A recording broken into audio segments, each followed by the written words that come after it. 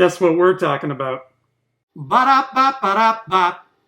Hello, my friends. Welcome to Thumb Together. My name is Andrew Fantasia, and today we're going to be talking about Scream 5 together. As usual, if you enjoyed this video, please feel free to give it a thumbs up and give some love to that subscribe button as well. With restrictions lifting here in Canada, I finally got the chance to go see Scream 5. And yes, I know, technically it's not actually called Scream 5, but titles without numbers are stupid. I'm just going to call it Scream 5 for the rest of this video to make life easier for myself. Okay? Perfect. So, what lesson can we learn about storytelling or movies from Scream 5? Well, there's a reason people are still talking about Scream in 2022, whereas very few people are talking about things like Terror Train or I Know What You Did Last Summer. And that's because Scream is not just trying to be another slasher film. It's a work of metafiction. All right, slow down, Zuckerberg, you're probably saying. This word, metafiction, it gets tossed around a lot, especially by film students who are trying to be smug and sound smarter than everybody else. What is metafiction? What does that mean? Well, here's the definition. Metafiction is a style of narrative in which attention is directed to the process of fictive composition. So if I was to write a book about a guy named Andrew who was trying to write a book, that book would be a work of metafiction. It would also probably be kind of lame. So thankfully, I didn't write that book. I wrote this book, which you can buy for your very own at the link in the description below. In essence, metafiction creates an in-universe rationality behind the breaking of the fourth wall.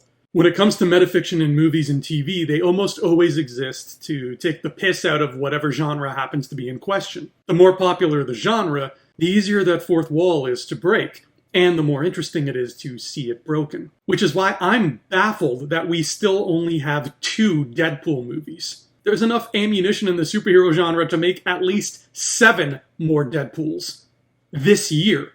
Metafiction is an almost inevitable byproduct of postmodernism, wherein enough time has passed for tropes and cliches to become just that.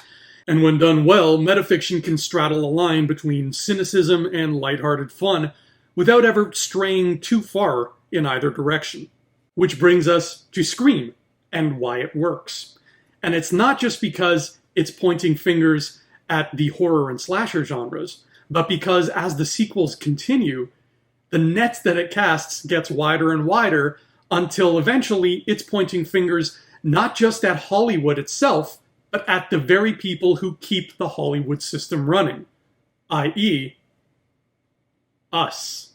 Scream 1, being the first and the simplest, is about all of the basic horror tropes. Look behind you, never split up, don't say I'll be right back, etc.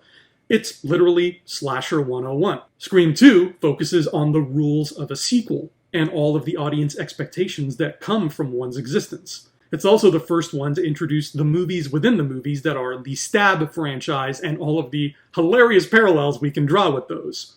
Scream 3 spotlights the concept of trilogies and what third films in trilogies almost inevitably end up doing. This often ends up being touted as everyone's least favorite Scream movie, and that's a shame because for a silly little turn-of-the-century teen slasher, it can be damn prescient at times. In the same way that we sit and wonder if the writers of Spectre ever actually saw Austin Powers and Goldmember, I can't help but ask if the writers of some of this decade's biggest threequels have ever seen Scream 3. In Scream 4, the metatextualness of it all gets elevated to new heights as it tackles the problem with long-running franchises. Namely, if franchises are allowed to just go on and on without ever ending, it breeds stagnation and gives new ideas less chances to bloom. The killers of Scream 4 want to end the story and start a new tale of their own, but the protagonists and the movie itself won't let them do that. Finally, we get to Scream 5, which approaches the same issue, but it gets there from an entirely different road. The killers of Scream 5 are ciphers of hyper-defensive toxic fandom. They're happy with the stagnation of the Stab franchise, and they will disembowel anyone who tries to deviate from the original path even a little. Now, it was recently announced that due to Scream 5's unmitigated success, especially during the pandemic, Scream 6 has officially been greenlit. Which now begs the question, Since the Scream franchise is getting more and more sequels that just continue to chug on, given the message that it's trying to put out into the world, is the franchise itself being hypocritical by continuing to exist? Well, in this guy's humble opinion, the answer is no, with an asterisk. The landscape of cinema is a landscape that's always changing. 2022 Hollywood is a different beast from 1999 Hollywood, which was practically unrecognizable from 1949 Hollywood. As an ever-changing, ebbing, flowing entity, Hollywood needs something like Scream to constantly exist and to take the piss out of it. If we ever get to a point where we're lining up to see Scream 10, it's going to be calling out the foibles of an industry that's vastly different from the industry being called out in, say, Scream 4. As for my asterisk, well, think of that as a precaution.